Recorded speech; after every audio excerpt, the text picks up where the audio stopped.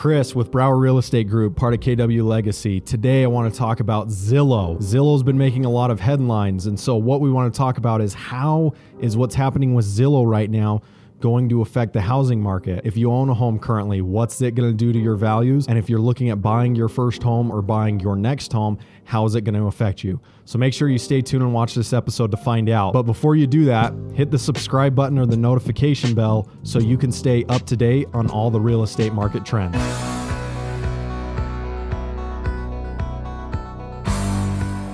All right, so Zillow's been in the news a lot lately. Really over the last couple months, they've had a lot of different news clips happening. You know, they're on the news channels. They're in all sorts of, print media and stuff like that. So I've had people reaching out to me, and it's kind of funny how the questions that I've been getting asked have changed as each new piece of information about Zillow is released or comes to fruition, right? So originally, the questions that I was getting asked when the first news piece came out that Zillow was stopping their iBuyer program through the end of the year, that came out a couple months ago. The questions that I was getting at that point were, I had home sellers calling me left and right saying, does this mean that there's going to be a housing market crash in 2022? That was the number one question I got asked. And my response to that question was no, don't worry about it. Everything that I'm seeing shows that the indicators aren't there that we're going to have a housing market crash.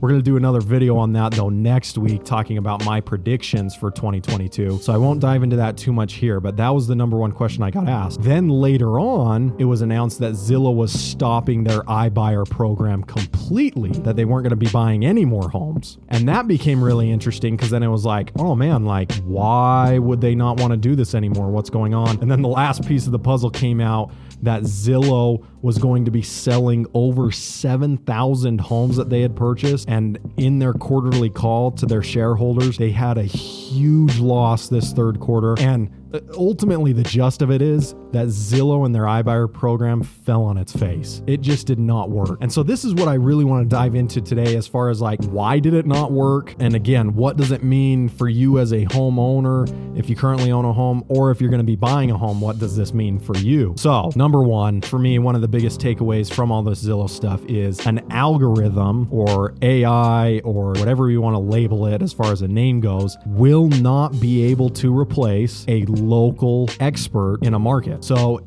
no market is the same. And I think that's what this whole experience to me has shown, is that Zillow tried to take the data, plug it into a software program, and let their AI go through and tell them what homes were worth. The problem is that homes are not the same and markets are not the same. It's totally different. And so without having a local expert giving you the advice as far as what home values are doing and what your current home value is, it's really hard to come up with those numbers. And like I said, Zillow just proved it here that, this major company tried to make this work and couldn't. So they're going to be selling off over 7,000 homes. Zillow had to lay off 25% of their workforce.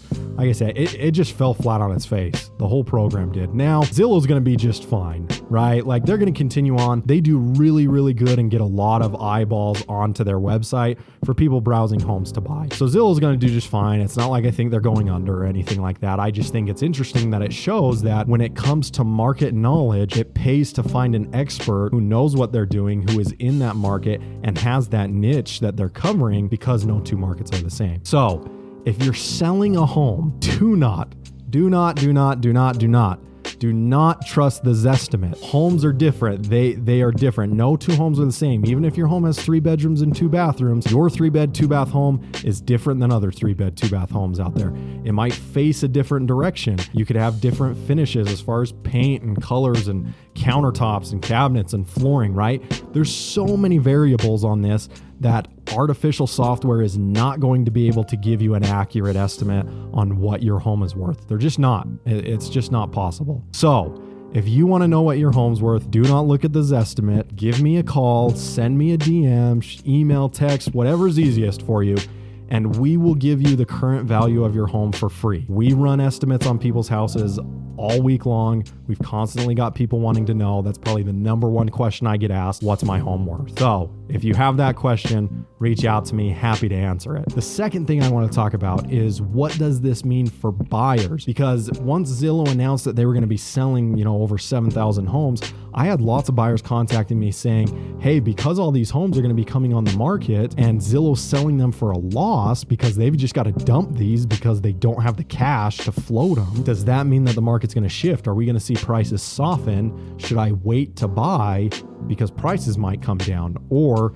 is Zillow, all this stuff with Zillow going to cause a housing market crash? What I say to that is the really interesting thing is Zillow, all of these homes, these 7,000 plus homes, they are not putting these back on the market. They are not going to be available to your average Joe home buyer. They are selling them in bulk to large investment corporations. And because they're doing that, it is not going to affect the market. You are not going to be able to get a good deal on a Zillow home that Zillow's selling because you're not going to have access to it. It's never going to hit the market until after these big corporations have them and either turn them into rentals or they go in and renovate them and fix them and then turn and sell them for a higher profit. So that's my answer to buyers is I would not be sitting on the fence, waiting around, twiddling my thumbs, hoping that I'm able to get a huge screaming deal on a Zillow house because they're not going to be on the market. The other thing too about sitting around and waiting is we do know that interest rates are going to be climbing over the next year. And so that's another thing that we'll dive into more next week with our 2022 prediction. So make sure you watch that video. Like I said, hit that subscribe button, hit the notification bell so you can be notified when that video next week comes out and you can watch it. If you guys have any more questions or if you have,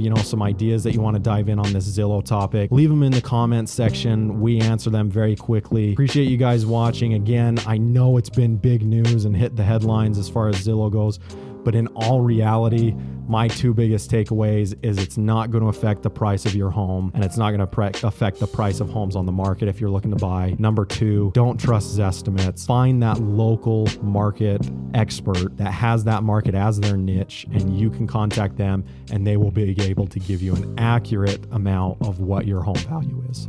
Thanks.